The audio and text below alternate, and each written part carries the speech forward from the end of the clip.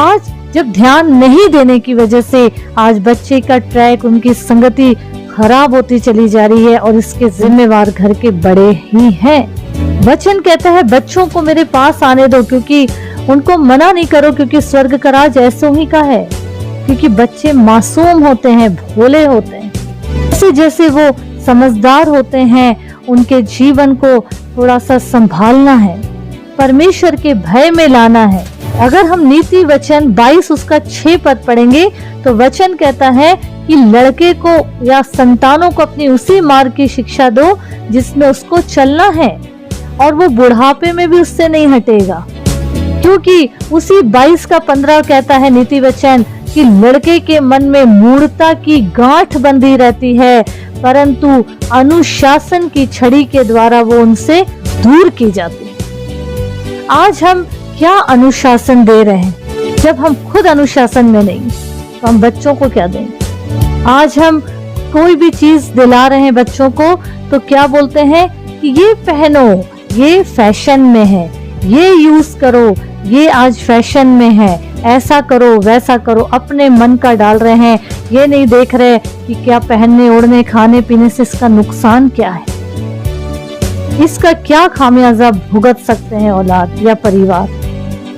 आज अगर बच्चा गलत चल रहा है, विश्वास में ले लिया, लेकिन उसकी जिंदगी कहीं गलत संगति में है, अगर पता भी चल रहा है तो उससे क्या बोलेंगे कि पहले पढ़ो लिखो, अच्छा रास्ता में जाओ, फिर उसके बाद जो मन में है करना। मतलब अगर वो गलत भी कर रहा है तो उसको तो और भी एक सपोर्ट मिल जाएगा कि घर के ही बड़े हमारे साथ हैं। क्योंकि नीति वचन 10 उसका 17 कहता है जो शिक्षा पर चलता वो जीवन के मार्ग पर है, परंतु जो डांट से मुंह मोड़ता वो भटकता है। हर बात का वचन कहता एक समय है। अगर समय रहते हम अपने बच्चों को कंट्रोल नहीं करेंगे तो आने वाले समय में हम ही उनके ठोकर का कारण बन जाएंगे।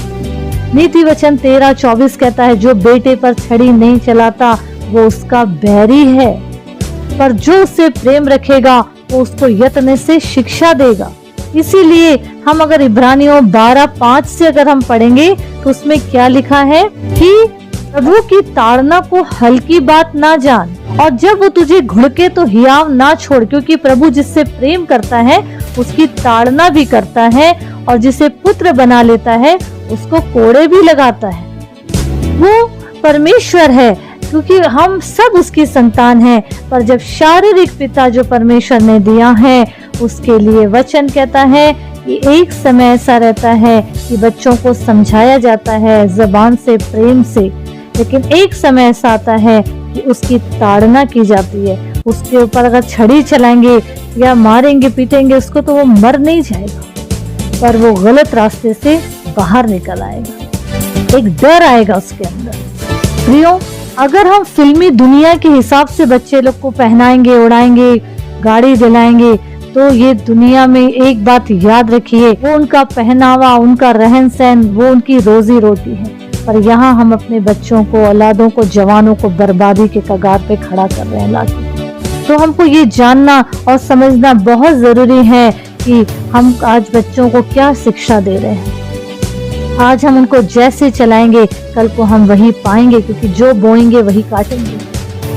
अगर हम नीति वचन 29 अध्याय उसका 15 से 19 तक पढ़ेंगे तो वचन कहता है छड़ी और डांट से बुद्धि प्राप्त होती है, परंतु जो लड़का यूं ही छोड़ा जाता वो अपनी माता की लज्जा का कारण होता है। और ऐसे लोग दुष्ट की गिनती में आने लग जाते हैं, और कहता है दुष्टों के बढ़ने से अपराध भी बढ़ता है। क्यों? हमको आज समय है, हमको कई बातों को ध्यान में रखना है, ताकि जैसे हम अपने बच्चों को सिखाएंगे हम उनसे वही पाएंगे।